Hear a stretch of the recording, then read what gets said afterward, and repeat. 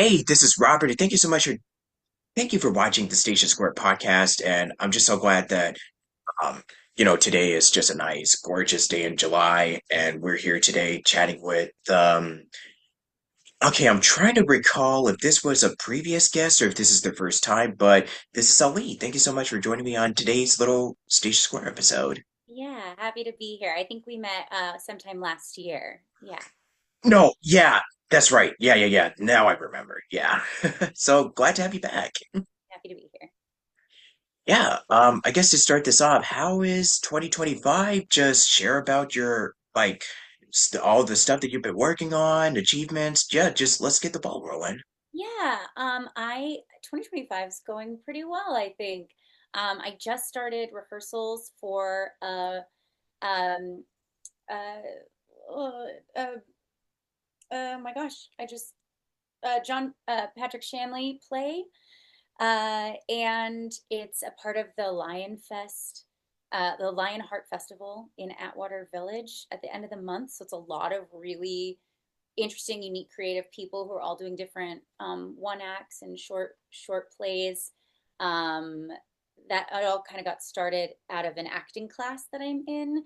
That is every week, and we all just were like loving watching everyone's work so much. We wanted more people to be able to see it, so that's been really fun. Oh yeah, and would you say that that's been going very well for you so far? Yeah, I just started, so I don't even, there's a few more weeks to see where it will happen. It's me and one other very talented actress, and it's been so exciting to play with her and work on this really funny script. So that's been a real gift of 2025, I think. And I love this class that I'm in has really given me an even bigger creative community in LA, which is that's so vital, I think. Yeah. Yeah. So for you personally, because I know you've been doing a lot of stuff here in LA, would you say that the whole community has just been really nice, warm, and receptive to a lot of your, endeavors and just anything that you wanted to do out, Yeah, in the City of Angels? I think so. I think sometimes big cities like Los Angeles or New York get like a they can get a bad reputation of being really difficult in so many ways, and there are challenges, but I think having a good group of people and creative people coming together makes it so much more enjoyable and manageable, definitely. Exactly. But yeah, I'm just really happy that once again we're here today just talking about just to do a little bit of catch up with what you've been up to. So I do wanted to kind of wanted to run by you that this is probably going to be like a really short type of episode. So I mean it's all because hey, like short, sweet, and to the point is kind of like really the way to go. I You know what I think mean? so. Yeah, Yeah. great. Yeah, whatever you want to talk about. I'm open. Yeah. But you've been working on so much stuff. What would you say was kind of the most exciting for you, just out of all Most this? exciting. Yeah, I mean, yeah. I guess I love doing live theater. It is always one of my favorite things to do. Probably the most exciting thing I did was I got to be on the reboot of my favorite show, which is Gilmore Girls. I got to be on the reboot of A Year in the Life. And that was my favorite show growing up. So that I got to be a part of that world and meet all these people I've admired so much, work with the creator, Amy Sherman Palladino. That was like an actual dream come true. That was a real pinch me moment for sure. Oh, yeah. And that was just kind of like one of those moments where you're just like, wow, I still can't believe. I'm just still trying to process this. I cannot believe this happened. 100%. It happened really quickly. I auditioned on a Monday and the next day I got the offer. I had to go straight to Warner Brothers Studios on the lot, try on my costume. The next day I was filming with all these people that I've been watching on TV for 20 years and it was so cool. Yeah, it was a very exciting time. Yeah. So what do you cherish and love so much about being in the acting business for many years? I think it's really the people. I love collaboration and the community of creative artists and people who are so passionate about what they do and work on their skills, but also bring their craft to move and touch other people. I think it's in like as now and anytime. I think art is so vital, and I think it's just like the greatest thing to get to express myself that way. And what would you say is something that's also been really keeping you positive all throughout the year? I think it always goes back to the people for me. I have a wonderful husband, and he is not in the creative field, but he's a big admirer and he's such a good champion. And so him and my friends, most of which are creatives themselves, they really keep me positive if I'm, hitting a more challenging time, and are really great at celebrating the wins. And I feel so lucky that I have a good group of people around me. Exactly. So, what would you say was kind of like if you were to think back to something that it just takes you back to why you just really love performing, just acting and doing all this stuff in general. What would you Oh say yeah. that that moment would be? Yeah. Oh gosh, I mean, like it sneaks up on me all the time, I think.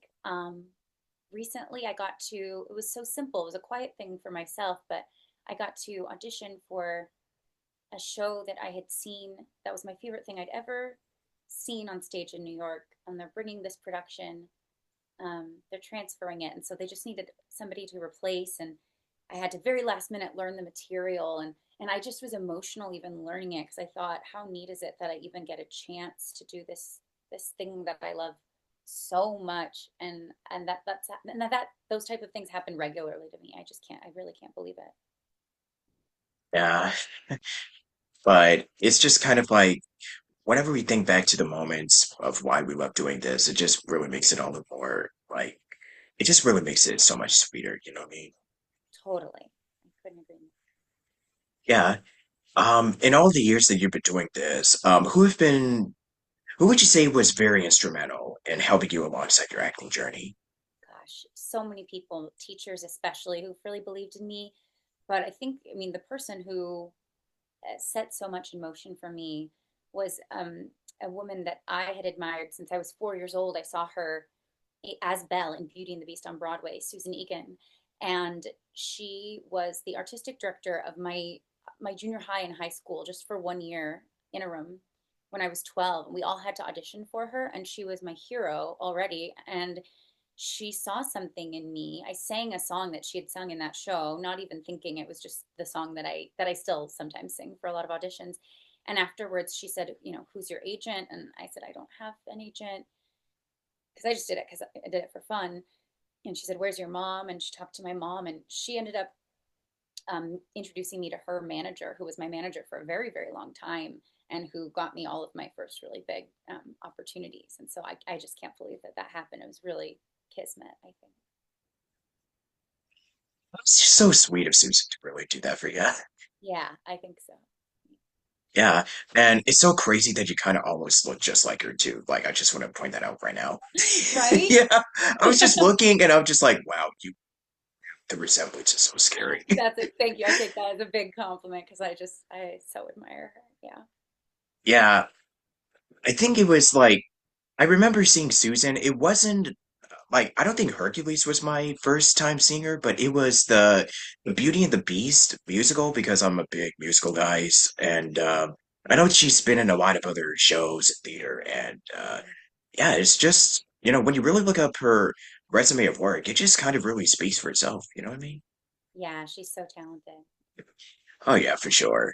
Um, Something else that kind of stood out to me when you were talking about the story of like with Susan is kind of like, the industry can be a really small, like it's a small world if I were to do that Disney kind of comparison, but or reference. But yeah, there's just I think a lot of it also really comes down to being at the right place at the right time. Would you say that that's also been the case with you?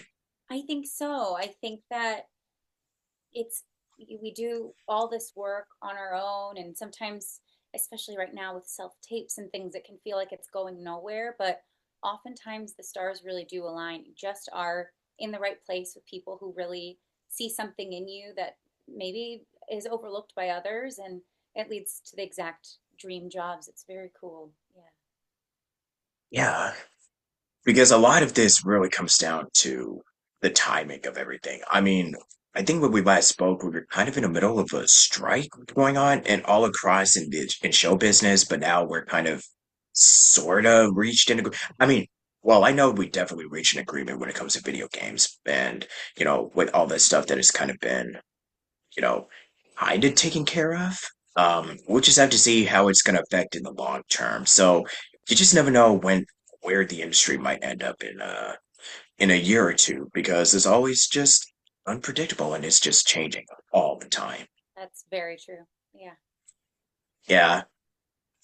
So talking about some of your projects real quick, because you mentioned that you got to do a couple of pinch me stuff, like you just described it as. What would you, so out of all the projects, I know I said some of the most exciting. What were the most life-changing for you that really changed the trajectory of your career in a big Changing. positive way? Yeah.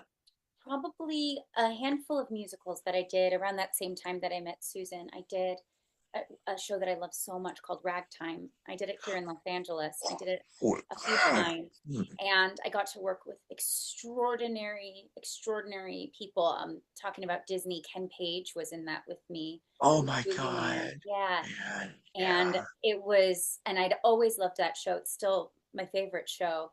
So I got to do that for almost a year here in LA when I was a little girl, and it really set me up to know that it's what I wanted to do the rest of my life. So I would say that was the real life changing one for me. Yeah. Disney seems to be like another kind of community where a lot of the Broadway musical stars that you see on a lot of television soap operas, because I know that back then it was kind of like, oh, they started musicals and plays. Like it really wasn't as like huge. I mean, it was always big, but it wasn't like it didn't really gain like this huge explosion as like say with stuff like and speaking of Ken Page, Cats or Wicked or Little Shop of Horrors, Avenue Q. Yeah, just naming a lot of the all-time classics, West Side. So it really started gaining more of like it really picked up. I want to say yeah, because I know everything just kind of slowed down like after we had COVID and everything. But I think if it wasn't for just all these Disney movies that were coming out, I think that's what kind of really also started with a lot of the stars that you see in a lot of those movies. I have to say that they were already pretty big, but I think if you're in a Disney movie, then it's like, oh my gosh, wow, that's okay. Now I Right. kind of That want would to do be this. Yeah, that. Oh my gosh, to voice a Disney character, I think would be like top dream. That would be a princess. man. Yeah. Yeah, being a prince, I think that's pretty much a lot of the folks that I've had on here was like, oh man, that would be so awesome if I was a Disney princess. And Yes. I'm trying to recall, I don't know if any of like, I've been doing this for about a couple of years now, but I don't think I've had anybody that said, oh my gosh, I crossed a bucket list off. I'm a Disney princess now. That hasn't happened yet, but if it It does, will. It yeah, will. it really True. will. And if it does, dude, shout just shout out Station Square if you can. Just come Yeah, on for sure. for promos. Yeah. Yeah, it's just kind of like, so hey, we were talking about, your dreams and you wanna give thanks to me for kind of indirectly making it happen? Yeah, just kind of like the new showbiz kind of like type of Totally. stuff. Yeah. But yeah, but it was just kind of like man, with a lot of stuff that has been happening, because I know with movies and shows and everything, like within the industry, I know that everything kind of just sort of took a little bit of I don't want to say drop, but a lot of stuff was definitely put on hold. So for you during the time when everything was kind of like under lockdown and the world was kind of figuring out what am I gonna do? What am I gonna do? What was something that kind of, you know, really helped you like during the course of the pandemic? Because That I was, know it's something that's yeah, but I yeah, it gotta was know. such a strange time for everyone and painful and scary. I had never really had time away from working before, and all of a sudden, we were just all inside our house. There were a couple things I did online or voiceover that I could do here in this room that I'm in, but for the most part, everything stopped. And so I really just focused on, I guess what really matters the most, which are the people we love. I had just moved in with my now husband. And so we spent a lot of time with our cat and we adopted a dog. And I built a garden, which is now I'm out there every day and I grow a lot of fruits and vegetables that we eat and stuff. And it's, so simple, but that's really what I had to focus on because if I spent too much time thinking about everything that was out of control, I think I would have gone mad. Yeah, absolutely.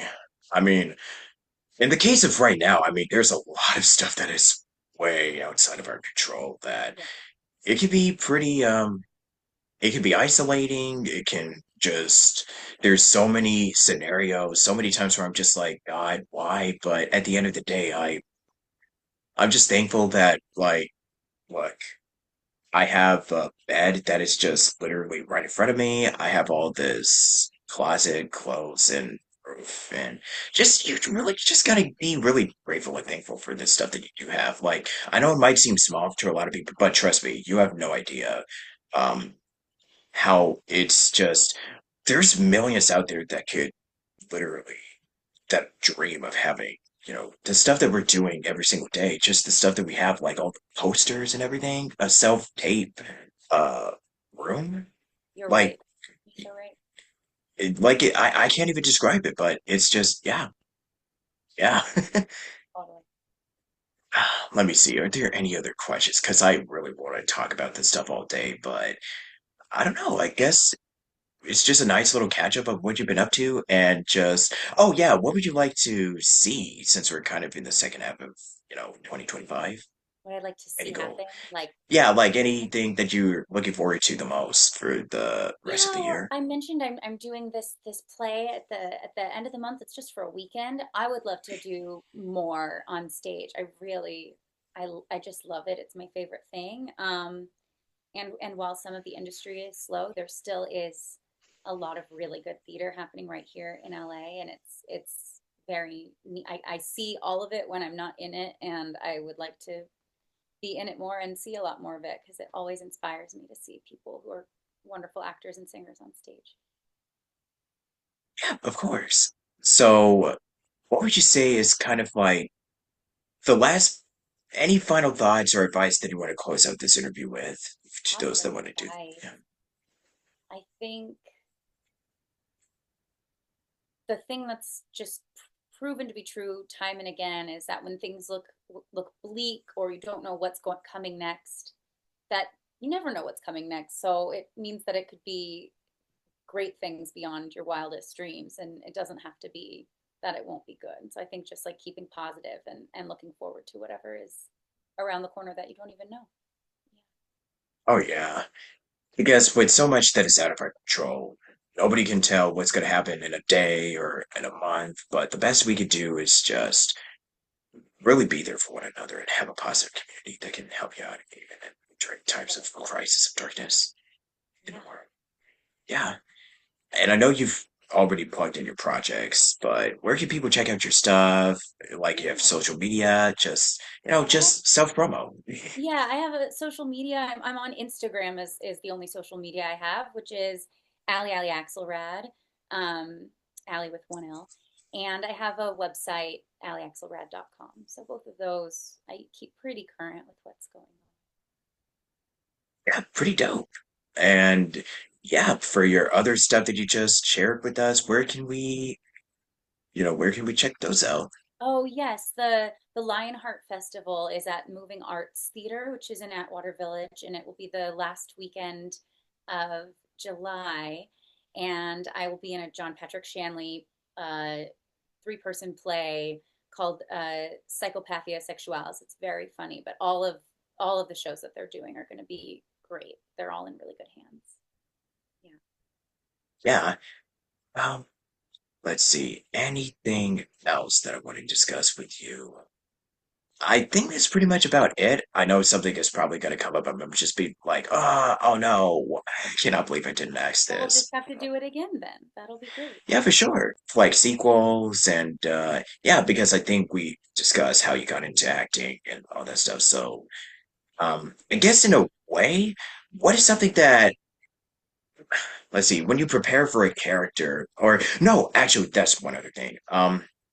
Because you do a lot of different projects, and a lot of them have different tones and, a lot of different genres. So, what would you say is kind of like the one that you have really the most fun with, the most challenging, or just the most creatively fulfilling for you as an artist, just preparing for a character, doing all of these different, like Well, I comedy, drama, so on and so forth. yeah, Yeah.